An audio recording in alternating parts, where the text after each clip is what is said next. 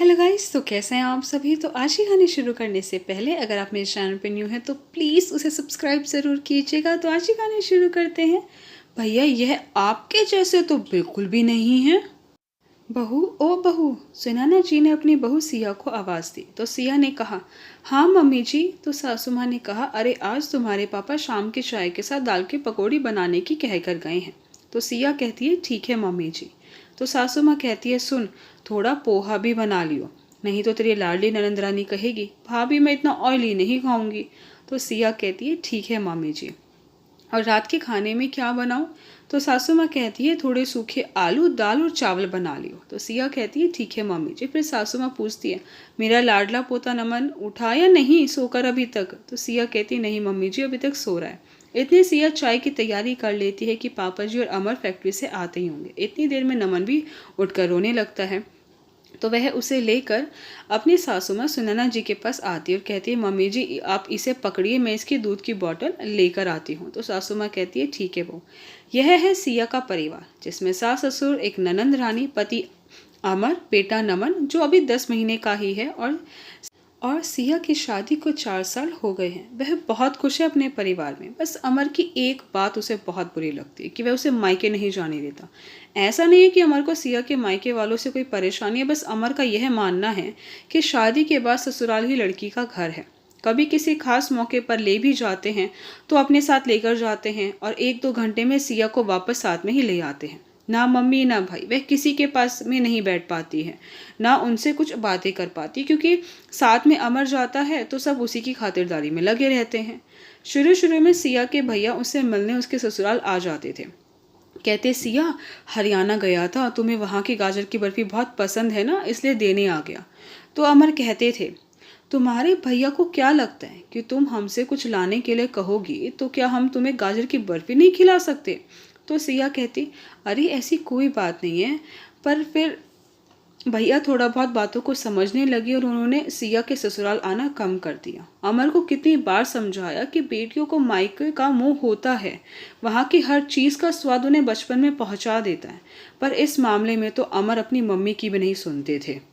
सासू माँ कहती थी, सिया तुम्हारे ससुर जी का स्वभाव भी ना ऐसा ही था। इनकी कई पीढ़ियों के बाद अब कहीं जाकर तुम्हारी ननद संजू पैदा हुई है, इसलिए यह बेटियों की भावनाओं को नहीं समझ पाते हैं। शायद संजू की शादी के बाद पता लग जाए कि मायके वालों के लिए अपनी बेटी से और बेटी का उनसे कैसा स्नेह बंधन होता है, जो जीते जी नहीं छूटता। समय तो अपनी रफ्तार से चलता रहा है। संजू ने अपनी एमबीए क्लियर कर ली थी। नमन भी 3 साल के करीब का हो गया था। इतने सालों में संजू और सिया ननंद भाभी के बीच का बॉन्ड काफी पक्का हो गया था। संजू सिया के मन की सारी बातें समझती थी पर कुछ कह नहीं पाती थी। एक दिन ससुर जी के कोई जानकार संजू के लिए प्रदीप का रिश्ता लेकर आए। काफी पढ़ा लिखा, सुंदर, मल्टीनेशनल कंपनी में जॉब करता था। संजोग की बात कहिए, पहला रिश्ता आया, एक दूसरे को फोटो दिखाई, फिर मिलवाया और रिश्ता पक्का हो गया। 3 महीने के बाद का मुहूर्त निकला शादी का। प्रदीप के मम्मी पापा और एक छोटा भाई है जो गांव में रहते हैं। प्रदीप यहाँ अकेला रहता है। अमर को बहन की शादी का बहुत उम्मीद था कि संजू की शादी में ऐसे डेकोरेशन करवाऊंगा, खाना भी एकदम बढ़िया हलवाई से बनवाऊंगा, मिठाई तो देसी घी की बनवाऊंगा, और पता नहीं कितनी ही शॉपिंग भी कर डाली। एक से बढ़कर एक, ज्वेलरी, ड्रेसेस, चप्पलें भी 1 दर्जन उठा लाए। सबसे ज़्यादा खुशी इस बात की यह थी कि संजू ज़्यादा दूर नहीं जा रही थी। धीरे धीरे शादी का दिन नज़दीक आता जा रहा था। हल्दी, मेहंदी, सारे फंक्शन के बाद शादी। सिया बोली, संजू तो आज ऐसी लग रही है जैसे आसमान से कोई परी उतर आई हो। प्रदीप जी देखेंगे तो होश खो बैठेंगे। तो संजू कहती है, क्या भाभी आप भी। इतने में बारात आ गई। बारात आ गई, शोर होने लगा। फिर जयमाला, फेरे और विदाई। मम्मी पापा जी से ज़्यादा तो विदाई पर अमर रो रहे थे। उन्हें बड़ी मुश्किल से चुप करवाया। फिर ससुराल में खूब धूम धड़ाके के साथ संजू का गृह प्रवेश हुआ। कंगना खिलाया गया। धीरे धीरे सब रिश्तेदार चले गए और संजू और प्रदीप दोनों हनीमून ट्रिप पर चले गए। पूरे 15 दिन में वापस आए। फिर संजू ने अपनी पहली रसोई की रस्म की। उसमें खीर, पूरी, मटर पनीर की सब्जी, आलू गोभी की सब्जी बनाकर सबको खिलाती है। संजू की सासू माँ ससुर जी उसको नेक देते हैं। देवर तो अभी छोटा था। फिर अगले दिन वह सब गांव के लिए चले जाते हैं। प्रदीप ने कह दिया था कि संजू तुम नौकरी करना चाहो तो कर सकती हो, मुझे कोई एतराज़ नहीं है। तो संजू ने कहा कि ठीक है, पहले तो 1 महीना शादी को एंजॉय करते हैं, फिर देखते हैं। फिर संजू को 1 हफ्ता तो अपना घर जमाने में लग गया। फिर एक दिन सिया के सास ससुर ने संजू को और प्रदीप को रात के खाने के लिए इनवाइट किया, तो वह डिनर के लिए आ जाते हैं। खूब मौज मस्ती कर खाना खा पी कर रात को घर वापस चले जाते हैं। तो अमर कहते हैं संजू के बिना घर कैसा खाली खाली सा लग रहा है। एक दिन अमन फैक्ट्री से घर आ रहे थे।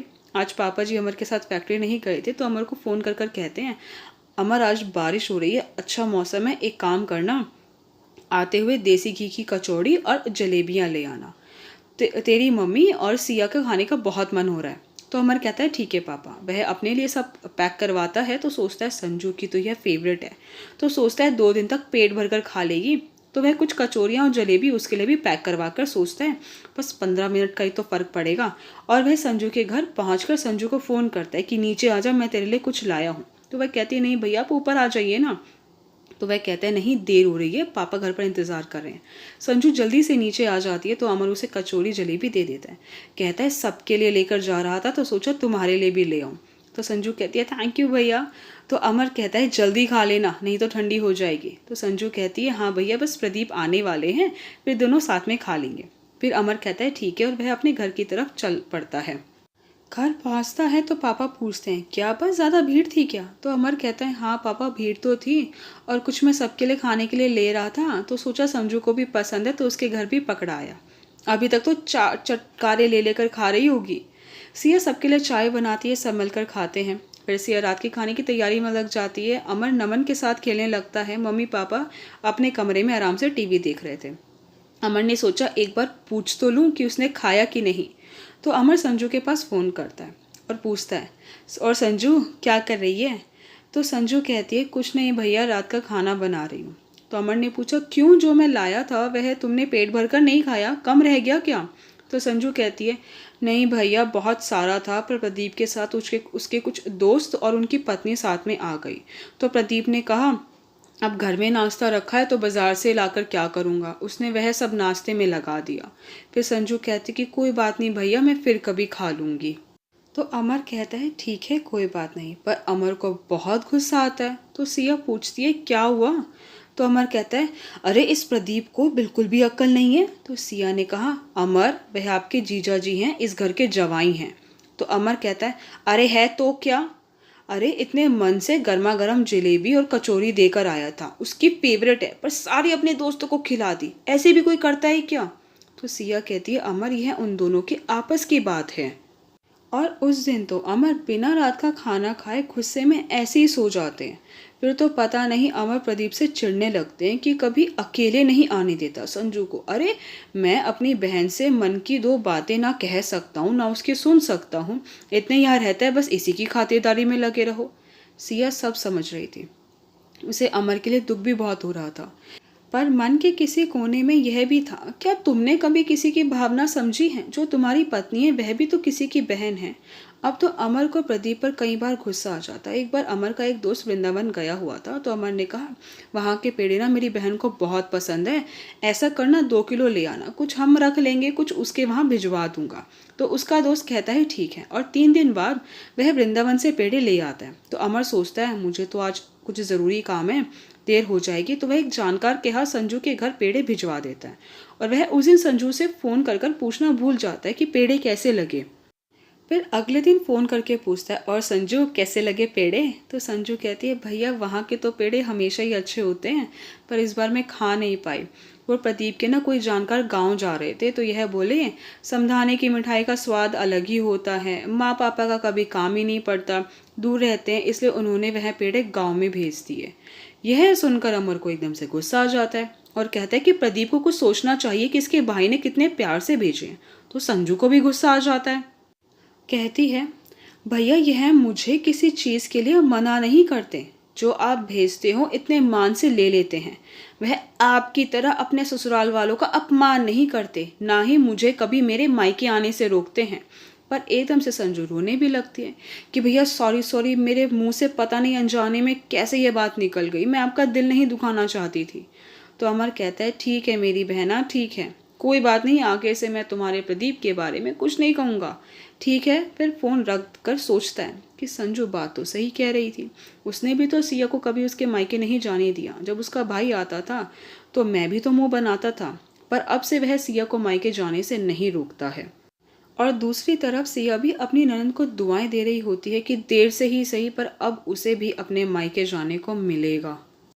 आई होप गाइस कि आपको मेरी वीडियो पसंद आई। आपको मेरी वीडियो पसंद आई है तो प्लीज़ उसे लाइक ज़रूर कीजिएगा, शेयर कीजिएगा, मुझे कमेंट करके ज़रूर बताइएगा कि आपको मेरी वीडियो कैसी लगी। अगर आपने अभी तक मेरे चैनल को सब्सक्राइब नहीं किया तो प्लीज़ उसे सब्सक्राइब ज़रूर कीजिएगा। Thank you so much guys मेरी वीडियो देखने के लिए।